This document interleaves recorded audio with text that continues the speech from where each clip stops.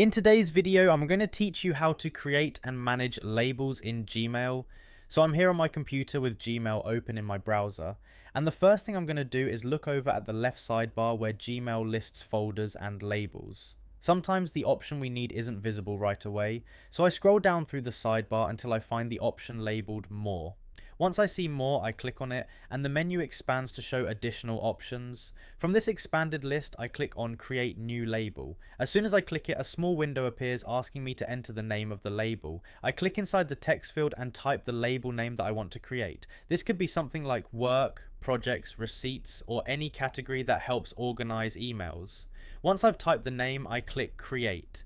Gmail immediately adds the new label to the list on the left sidebar. Now that the label is created, the next step is to apply it to emails. So I go back to my inbox by clicking Inbox in the sidebar.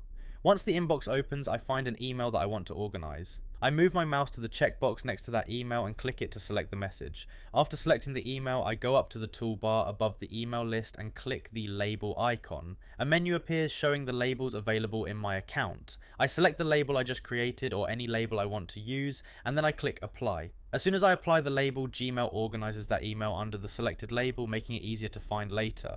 And that's it. I opened Gmail, scrolled down the sidebar and clicked More, created a new label, went back to the inbox, selected an email, clicked the label icon, chose the label, and clicked apply.